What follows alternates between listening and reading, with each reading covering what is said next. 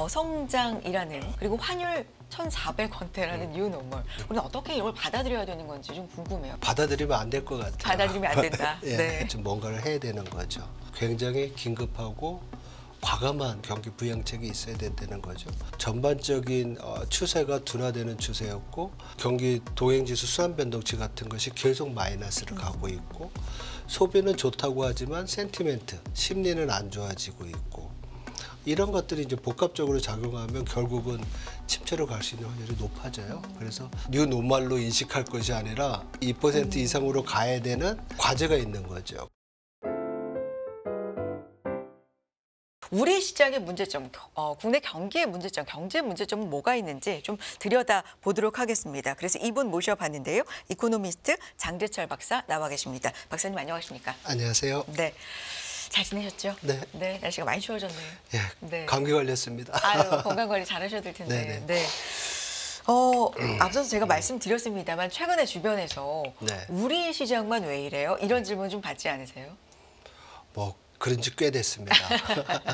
꽤 되셨군요. 그래서 네. 오늘 말씀드린 내용 중에 그 이유가 몇 개 있을 것 같아요. 네. 예, 보면 뭐 전반적으로 생산, 소비, 투자 다 안 좋고 특히 뭐 그 세계 경제의 속보치라고 얘기할 수 있는 한국의 수출이 되게 안 좋아요. 근데 우리가 안 좋으면 다른 데도 안 좋아야 되는데 우리가 속보치니까 근데 우리만 안 좋은 것 같아요. 네. 그래서 좀 이게 이제 구조적인 문제인지 아니면 경기 순환상에서 나타나는 일시적 현상인지에 대해서 좀 우리가 잘 살펴봐야 되지 않을까 이런 생각을 좀 해봅니다.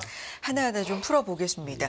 한국의 11월 수출이 1.4% 증가하면서 14개월 연속 증가세를 유지를 했습니다. 최대 수출 품목이죠. 반도체는 역대 11월 중에서 최대 수출 증가세를 이어갔습니다. 자동차 수출은 마이너스로 전환됐고요. 대미 대중 수출도 소폭 작년보다 감소하면서 마이너스로 돌아섰습니다. 이게 전반적으로 보면 수출이 1.4% 증가해서 14개월 연속 증가세다. 뭔가 헤드라인은 좋은 것처럼 보여요. 네. 근데 증가율 자체가 굉장히 좀 떨어졌다. 이런 부분에서는 엄청나게 지금 걱정들을 좀 많이 하고 있거든요. 그렇죠. 우리가 네. 보통 호황이다 그러면 증가율 자체가 점점 이제 높아지는 거. 네. 근데 이게 변곡점을 지나서 둔화로 가고 침체로 간다 그러면 증가율 자체가 점점 줄어들잖아요. 수출이 우리가 피크아웃 했다라는 얘기, 고점을 지났다는 얘기가 여기에 적용되는 것 같습니다. 왜냐하면 수출의 전월 대비 증가율을 보면 7월 달이 10.3%였어요. 그랬던 것이 8, 9월 달 뭐 이쪽으로 내려오면서 1%대까지 내려온 거죠. 11월 달까지는. 그래서 이러한 수출 둔화의 그 내용을 보면 지금 말씀 주신 대로 반도체 수출이 상당히 좋았었습니다. 그렇죠? 그렇지만 반도체 수출이 전년 동월 대비 30.8% 증가했는데 사실은 10월 달에 40.3%인가요? 그것보다 낮은 거죠. 그래도 이렇게 수출이 호조를 보인 것은 다 아시다시피 고성능 또 굉장히 고부가 가치의 HBM이나 DDR5 같은 메모리 반도체들이 선전을 했기 때문인 거로 보이고요. 그 다음에 이제 100% 이상 증가한 게 있어요. 그게 컴퓨터, SSD. 이쪽 부분은 뭐 데이터 센터라든지 이런 것 때문에 대미 수출이 많이 늘어나면서 또 늘어났던 부분이 있고 또 두 번째로는 선박이 좋았어요. 선박이 LNG선 같이 고부가치 선박이 늘어나가지고 전년 동월 대비 70% 이상 늘어났고요. 그다음에 바이오 헬스 철강들도 좀 늘어났습니다. 그렇지만 우리 주력 수출품이었던 자동차가 파업이랑 기상이변, 평택항에 풍랑도 불고 또 뭐 폭풍인가요? 이런 것도 와가지고 자동차 수출이 많이 줄었어요. 부품도 그렇고 그리고 일반 기계 아니면 또 뭐라 그럴까요?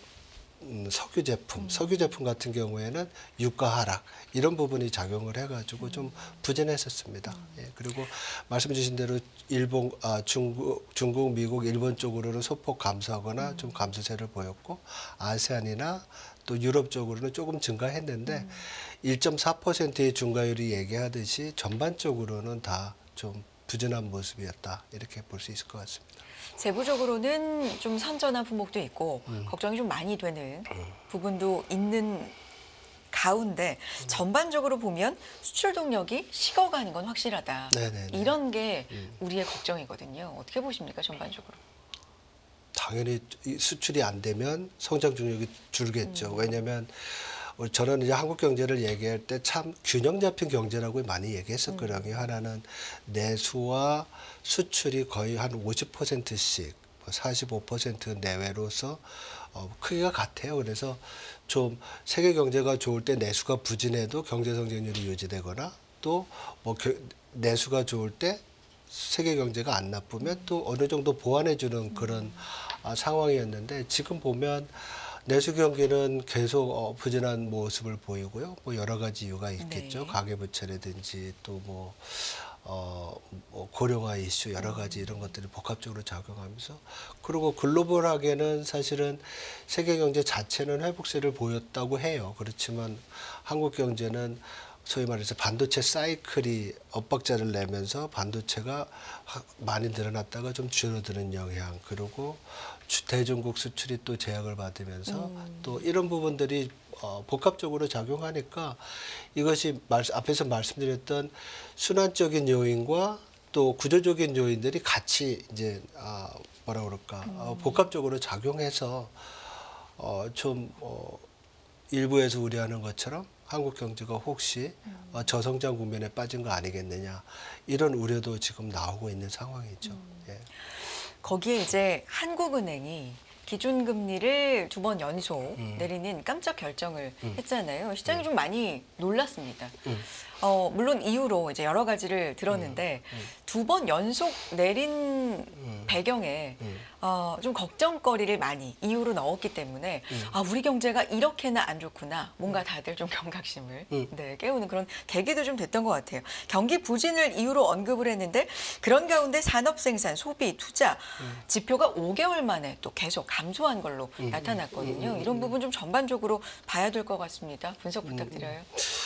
전산업 생산을 보면 네. 광공업, 서비스업, 그다음에 공공행정, 건설업이 있어요. 그중에서 건설업과 공공행정이 다 마이너스를 보였어요. 그러니까 정부 부분이나 이런 부분에서 생산이 줄은 거였고요. 10월달 산업을 보면 반면에 제조업이랑 서비스업은 좀 증가한 것으로 보여요. 그렇지만 제조업 쪽에서도 우리가 보면 자동차와 기계 장비 쪽이 감소를 했어요. 반도체를 좀 늘어나고. 근데 이러한 부분은 이게 10월 데이터니까 10월 달 수출입이 어느 정도 다 잡혔었어요. 근데 우리가 11월 달 수출 얘기하면서 11월 달 자동차 수출도 부진했다고 얘기했잖아요. 이런 거 보면 아마도 11월 산업 생산에서도 이 제조업 부분에서 자동차 부분이 좀 많이 갉아먹는 부분이 있지 않을까 이렇게 보고요.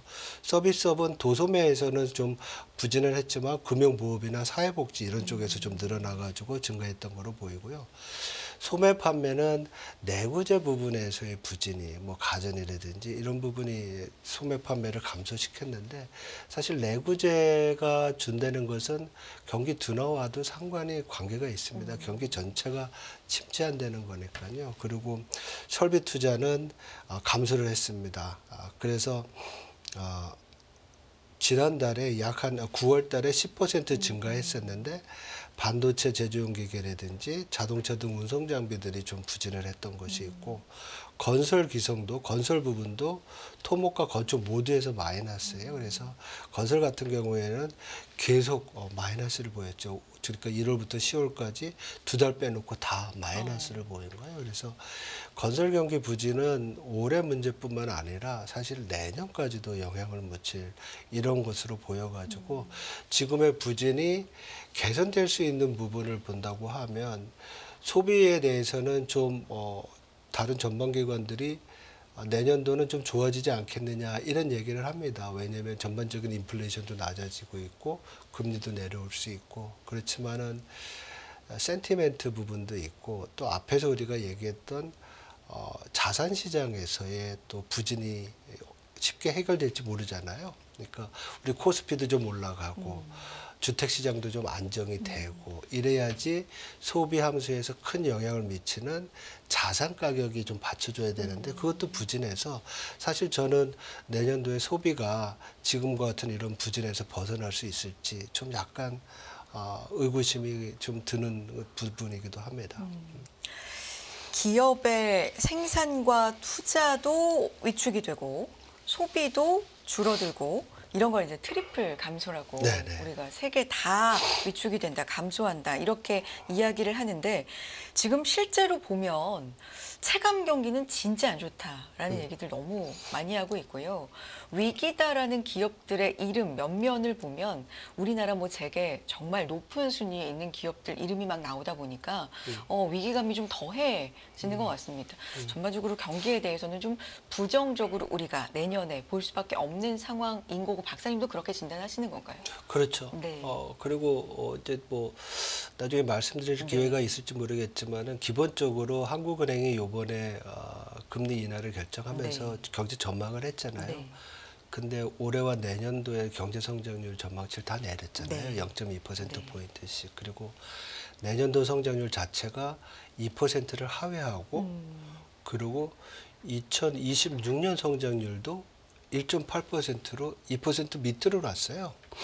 그래서 그 숫자만 놓고 본다 그러면 적어도 단기적으로 1년에서 3년 정도의 기간 내에서는 우리가 저성장을 할 수밖에 없는 상황이라고 볼 수가 있는 거죠. 그리고 이러한 것들이 지금 우리가 지금 뭐 말씀하셨던 체감 경기든지 아니면 실제 경기라든지 나타나는 지표로 보면 뭔가 구체적인 액션이 있어야 되는 수준이라고 봐요. 그리고 계속 이제 제가 말씀을 드리지만 현재 경기를 가장 잘 나타내 주는 게 통계청에서 발표하는 동행지수 순환 변동치. 그러니까 현재의 경기 상황을 나타내는 주요 변수들의 어떤 그 가중 평균이 경제 추세로부터 얼마만큼 떨어져 있는지 이게 지금 거의 마이너스고 3월 이후로 계속 마이너스인데 지난 10월 달에 이제 0% 보합을 보였어요.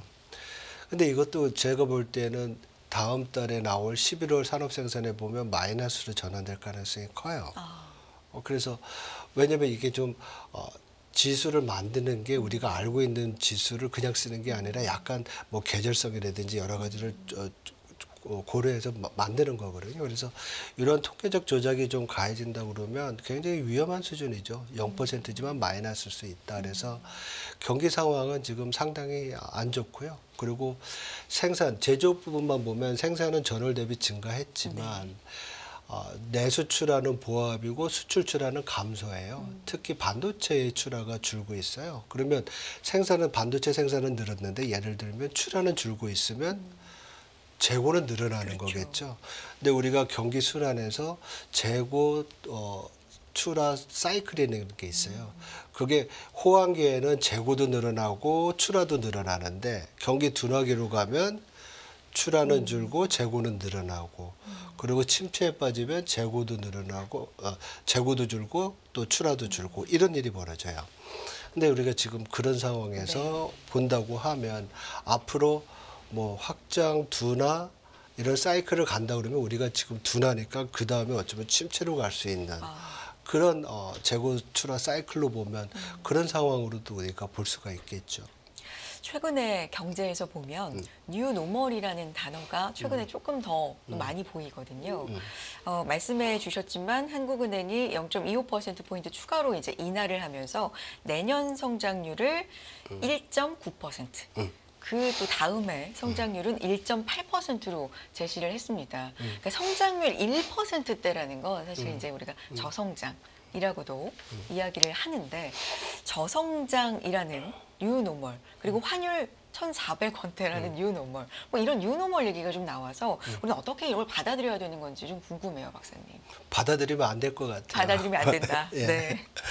왜냐하면 우리가 저성장이라고 얘기를 하면 네. 숫자에서 2%에서 1%도 저성장이 될 수 있지만 우리의 능력치는 지금 2% 정도인데 그걸 못하고 있다는 거잖아요. 2%도 못한다. 못하는 거죠. 우리 능력치만큼도 못하는 상황이라고 하면 뭔가 아까도 말씀드렸지만 뭔가를 해야 되는 거죠. 굉장히 긴급하고 과감한 그런 뭐 조치가 있어야 돼요. 우리가 얘기하는 경기 부양책이 있어야 된다는 거죠.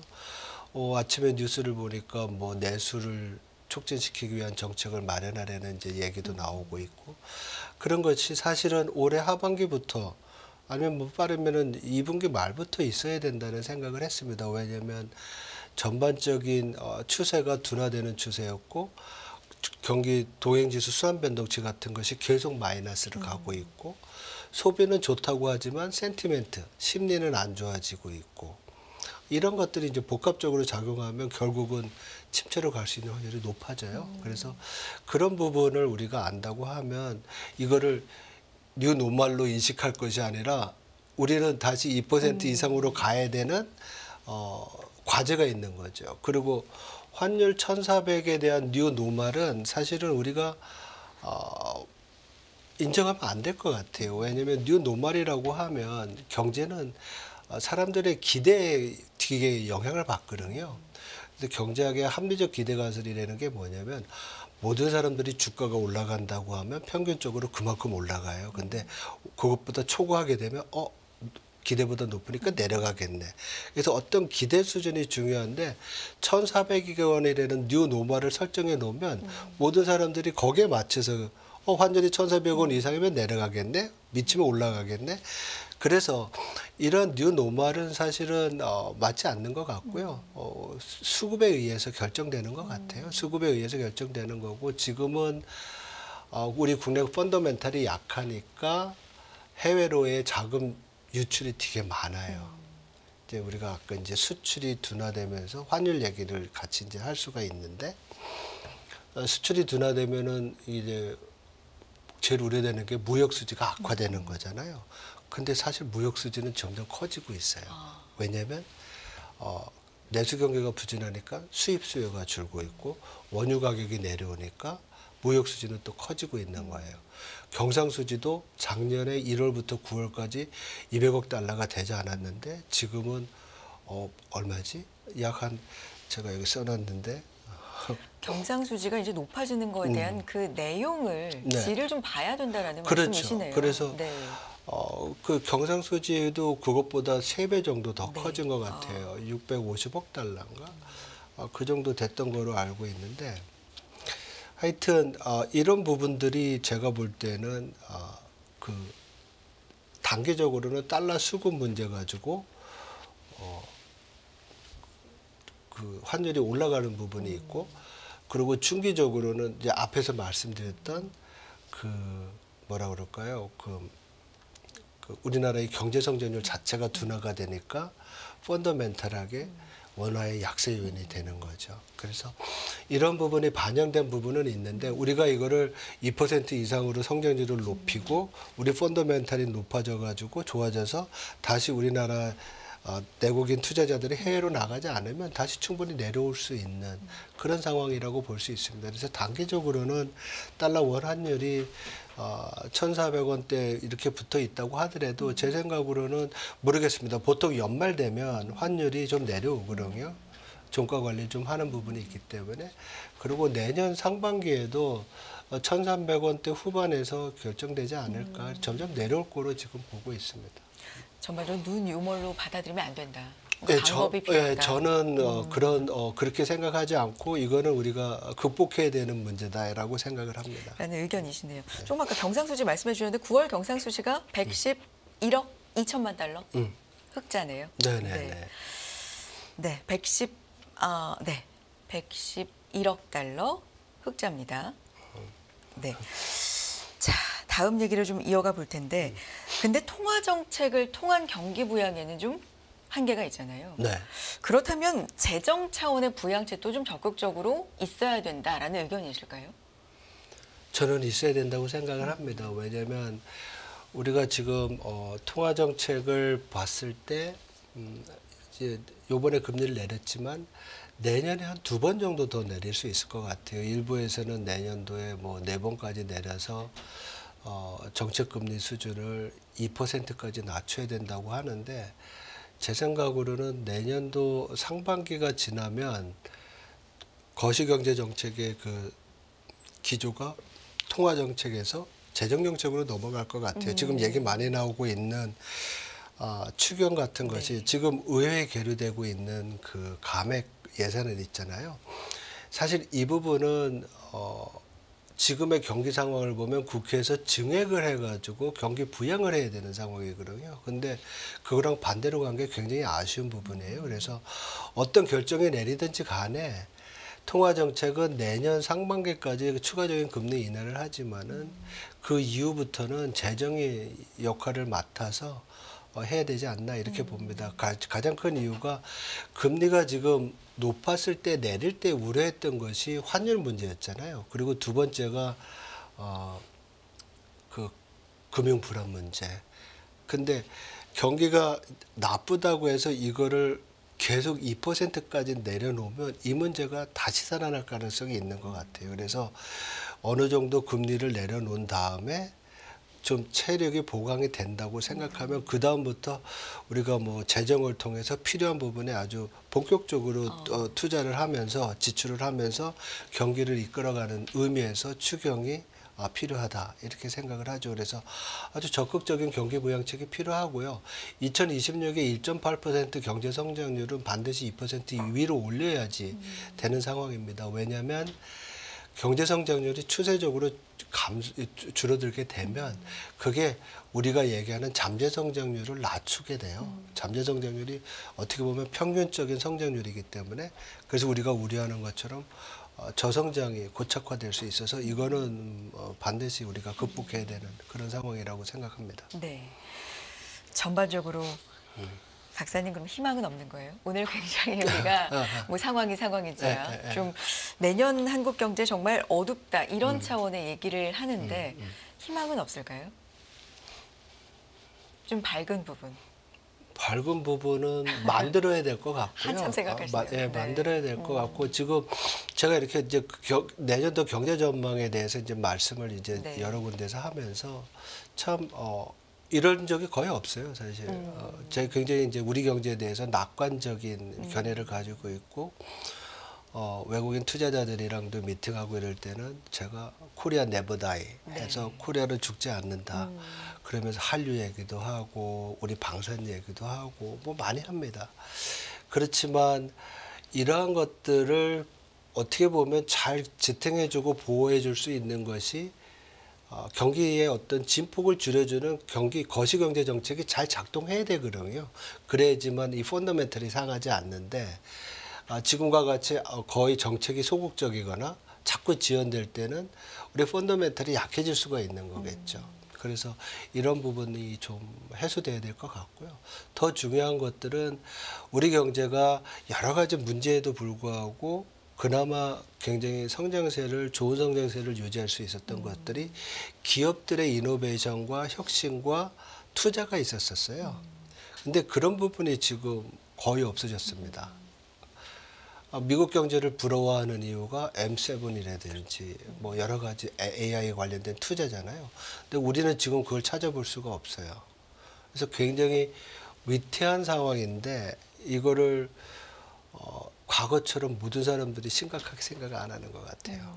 그래서 이런 어떤 기업들의 그 애니멀 스피리트를 올려줄 수 있는 그런 조치들이 빨리 나와야 될 것 같아요. 그래서 내년도에 우리가 좀 기대를 해야 된다고 하면 전반적으로 둔화되고 있고 침체된 분위기를 반전시킬 수 있는 굉장히 적극적인 부양책이 필요하고요.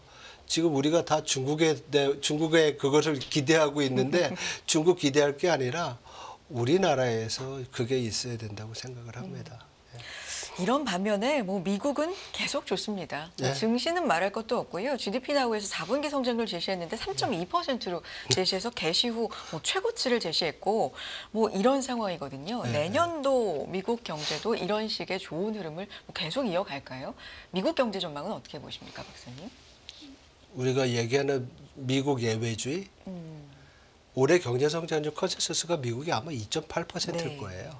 우리나라 2.2%고 내년도 지금 보면 2.2% 정도는 성장할 것 같아요. 내년도 우리나라 1.9%죠. 그리고 유럽이나 일본 다 1%대 성장이에요. 그래서 IMF 분류로 보면 우리나라도 선진국이니까 이 네 나라를 보면 미국 성장률이 제일 높아요. 그러니까 성장세가 둔화된다. 그동안에 높은 금리 때문에 소비가 좀 둔화가 되고 있고 뭐 설비 투자가 좋았으니까 기저 효과로 좀 나빠지고 그동안에 방만했던 재정을 줄이니까 정부 지출이 좀 줄어서 성장세가 2.2%로 둔화된다고 하더라도 제일 높은 성장률이에요. 그렇다고 보면 자금의 흐름이 어쪽으로 갈지가 또 결정이 되잖아요. 거기다가 2.2% 성장에는 트럼프 2기의 감세라든지 규제 완화가 포함이 안 됐어요. 그러니까 거기 또 업사이드가 있겠죠. 굉장히 부러운 상황입니다. 네. 그래서 미국의 경기는 내년에도 둔화는 되지만 상대적으로 호조를 보일 수 있는 그런 상황이 될 수가 있다. 이렇게 볼 수 있을 것 같아요. 이제 우리 증시 측면에서 보면 사실 거래량 자체가 지금은 다 떠나는 국면이다. 지금 이런 위기까지도 좀 나오고 있습니다. 사실 증시라는 게 기대감으로 좀 움직이는 거 아니겠습니까? 오르든 기대감으로 오르든 아니면 약간 기대감이 있었다가 실망해서 내리든 간에 어쨌든 참여하는 사람이 좀 많아야 되는데 여러 가지로 좀 떠나지 않게 붙잡는 노력도 좀 필요하지 않을까라는 네. 생각이 듭니다. 최근에 거래량 보면은 좀 안타까워요. 네. 뭐 그래서 이게 굉장히 이제 제가 뭐 비관적 전망을 하는 건 아닌데 이제 자꾸 비교를 하게 됩니다. 그렇죠. 중국이 저렇게 성장세가 약화될 동안 경제 정책을 쓰지 못하는 이유와 한국도 비슷한 경우 네. 그렇지만 다른 나라 중국에 대해서 뭐 부양책을 기대하면서 우리나라에 대해서는 상대적으로 또 그렇지 못한 부분. 네. 그런데 미국은 이렇게 좋은 성장에도 불구하고 계속 뭔가를 좀 활성화시키려는 노력을 하잖아요. 그래서 이러한 것들을 우리 뭐 정치권도 그렇고 우리 산업계도 그렇고 반드시 본받아야 될 거로 보입니다. 마지막으로 이번 주 이제 중요하게 고용 지표도 발표가 되고 뭐 지표 이번 주에 주목할 만한 부분 뭐가 있을까요? 고용 지표는 10월 달에 쇼크였죠. 미국의 그 비농업 부분의 일자리 수가 12,000개 늘어났어요. 여기에는 이제 태풍이라든지 여러 가지 이제 파업의 효과들이 있었는데 이런 효과가 없어지니까 약 한 16만 개, 17만 개 늘어날 것 같아요. 그런데 이 부분은 지난 그 10월 동안에 10개월 동안에 고용자 수의 평균 증가율가 19만 개였거든요. 그것보다 좀 못하죠. 그리고 실업률도 4.1에서 4.2 아니면 4.3까지도 올라갈 거로 보고 있어요. 그래서 이런 부분은 사실 연준이 12월 달에 금리를 결정할 때, 정책 금리를 결정할 때 인하로 가게 하는 그런 부분이 되지 않을까 이렇게 생각을 하고 있고요. ISM 지수는 생각보다 더 좋게 나온 것 같아요. 뭐 S&P 그 글로벌의 PMI도 그렇고 ISM 지수도 그렇고 좋게 나왔지만은 기준치를 하회하고 있고요. 일각에서는 내년 초가 되면 제조업 경기가 좋아질 거라고 보는데 제 생각으로는 내년도 좋아진다고 해도 궁극적으로 관세 이슈라든지 여러 가지들이 센티멘트를 되게 심리를 나쁘게 가져갈 가능성이 커요. 그래서 적어도 내년까지는 여태까지 봤던 것처럼 제조업보다는 서비스 부분에서 성장을 이끌어가지 않겠느냐. 그래서 기준치를 50을 하회하는 상황은 내년에도 좀 지속되지 않겠나. 이렇게 제조업이요. 네네. 알겠습니다. 여기까지 듣겠습니다. 이코노미스트 장재철 박사 함께했습니다. 박사님 고맙습니다. 네, 고맙습니다.